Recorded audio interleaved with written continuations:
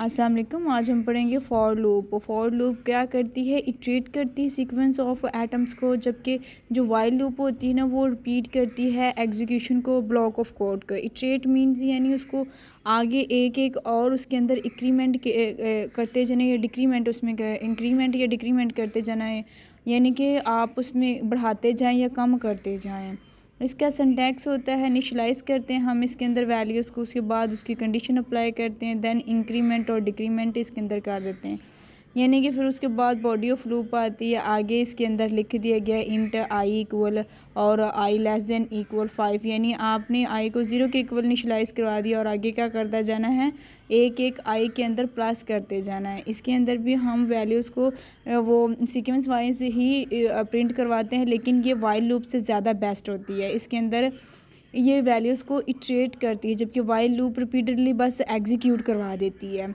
इसके अंदर क्या करते हैं कि आई या इंक्रीमेंट कंडीशन देखिए ट्रू है तो फिर क्या करता है, बॉडी ऑफ लूप के एग्जीक्यूट करवा देता है, करवा के फिर जाता है, फिर देखता है कि 0 1 है तो फिर देखता है कि बॉडी ऑफ लूप जो ट्रू है, फिर उसके अंदर एक इंक्रीमेंट करता है, फिर जाता है उसको वो एग्जीक्यूट बॉडी ऑफ लूप को एग्जीक्यूट करवा देता है। ठीक हो गया।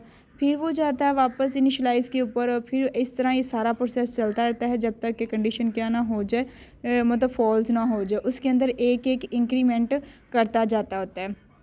यानी जैसे कि हमारे पास आई की इक्वल वैल्यू है ना 0, तो लेट्स से कि मैं आप लोगों को एक एग्जांपल के साथ समझाती हूँ कि आई की इक्वल इसने ले लिया है 0। ठीक हो गया। जब ये नीचे आएगा तो इसके अंदर 0 के अंदर एक प्लस करेगा तो वो क्या हो जाएगा, तो क्या हो जाएगा, 1 हो जाएगा, 1 को प्रिंट करवा देगा। ठीक हो गया। इसका आंसर क्या निकलेगा, 1। फिर दोबारा नीचे आएगा, फिर उसकी कंडीशन क्या थी, आई लेस देन किस से है, 5 से, तो वो कंडीशन को देखेगा कि वो अभी भी फॉल्स है, फिर प्लस करेगा, 1 आंसर है, इस 1 के अंदर एक और 1 करता जाए, हर दफ़ा उसने एक को ऐड करना है।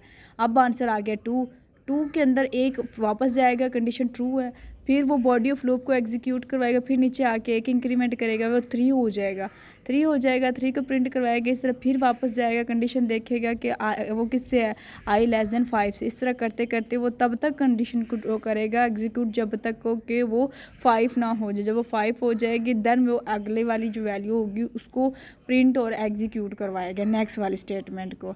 हम इसका एक छोटा सा प्रोग्राम लेते हैं, जैसे कि प्रोग्राम लिखो जो फर्स्ट 10 नंबर्स जो है ना और उनके एवरेज लूप, वो जो है ना एवरेज उनकी एवरेज डिफाइन करे, वो हम फॉर लूप के ज़रिए इसको एग्जीक्यूट करेंगे। प्रोग्राम 2 ले लिए मैंने, आई और एस, और एवरेज लेने के लिए हमें फ़्लोट की ज़रूरत पड़ेगी, क्योंकि फ़्लोट के अंदर फ़्लोट जो इसकी टाइप है वो भी मैंने अपने इसके ऊपर चैनल के ऊपर दी हुई है, अगर आपको नहीं पता वो भी आप देख सकते हैं। फ़्लोट के अंदर पॉइंट के अंदर वैल्यू आती है।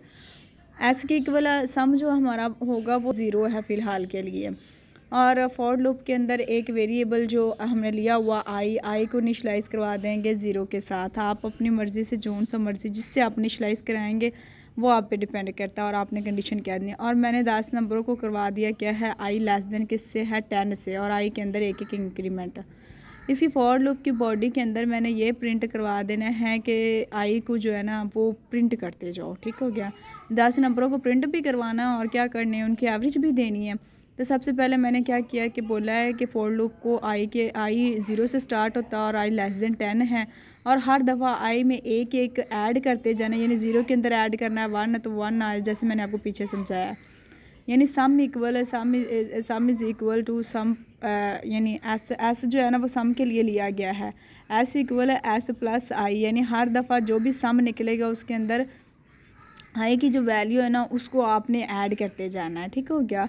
आगे एवरेज इसकी निकालनी, वो बॉडी से बाहर मैं इसको दूंगी कि एवरेज इक्वल किसके होगी, सम डिवाइडेड बाय 10। नंबर टोटल कितने आपने करवाने हैं, वो 10 है ना, तो 10 के ऊपर डिवाइड कर देना। जितना आपको पता है कि हम टोटल डिवाइडेड बाय मतलब 10 डिवाइडेड बाय और टोटल जितने होते हैं उस पर डिवाइड करें, ये फार्मूला होता है एवरेज का। तो आपने ये फार्मूला अप्लाई किया, यानी जितनी आप 10 मैंने इसलिए लिखा है क्योंकि 10 नंबर्स हैं, मैं उन एटम्स को भी गिनना है आपने जितने नंबर्स होंगे। सेव किया और इसको कंपाइल करना है। ठीक हो गया। एवरेज भी हो जाएगी इसकी, और पहले ये 10 नंबरों को प्रिंट करवाएगा, फिर उनको क्या पहले कंपाइल और रन करके देख रहे हैं कोई एरर तो नहीं है। हाँ, तो अब पहले ये 10 नंबरों को प्रिंट करवाएगा, फिर उनको डिवाइड करेगा उतने ही नंबरों पे और उसकी एवरेज को निकाल के हमारे सामने रख देगा। एवरेज उसने क्या निकाली है 5.5। 10 नंबर्स कितने 0 से लेकर 10 तक उसने, जहाँ अगर आप 1 देते तो उसने 1 से स्टार्ट करना था, अगर आप 2 देते तो 2 से स्टार्ट करनी थी काउंटिंग। तो मैंने 0 दिया था, 0 के अंदर वो एक एक ऐड करता गया। या मैंने लिखा क्या, for I equal 1, I less than 10 और आई प्लस प्लस 1, ये हमने उधर कोड लिखा है ना। और S equal S plus 1, average is equal to sum divided by 10। अब मैं इसको समझाती हूँ। लेट से सपोज कर ले आपका जो सम है वो 0 के इक्वल है, ठीक हो गया। सम के अंदर 1 उसने आई प्लस किया, आई भी 0 के इक्वल था, 0 0 प्लस किया तो 0 आ गया। फिर आई के इक्वल 1 प्लस किया उसने, आई किसके इक्वल है 1 के अंदर। फिर उसके अंदर उसने 1 प्लस किया तो वो हो गया 2। फिर 2 के अंदर उसने किया आई क्या करना है, यानी आई को एक एक दफ़ा इंक्रीमेंट करते जाना है ना।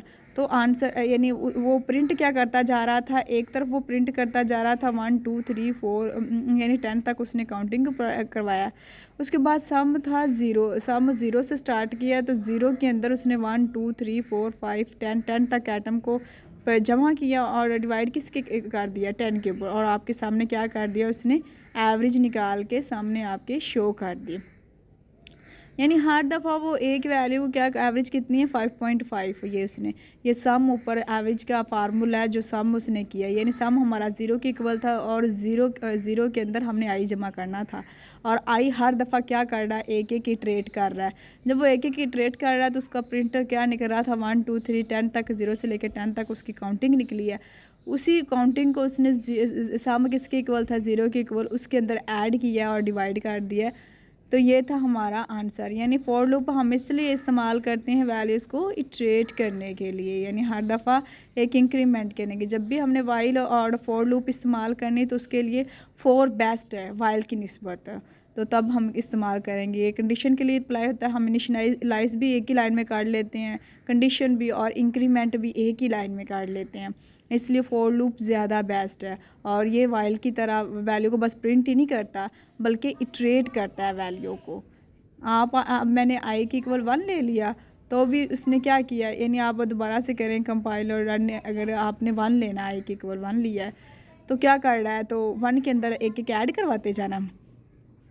यानी 0 के अंदर 1, आई के अंदर 1, आई क्या था 1 1 1 वो ऐड करवा रहा है। और उसने आंसर इतना कर दिया करके तो क्या कर दिया है आपको प्रिंट कर दिया, शो कर दिया। यानी हर दफ़ा उसके अंदर एक क्या कर रहा है ऐड कर रहा है।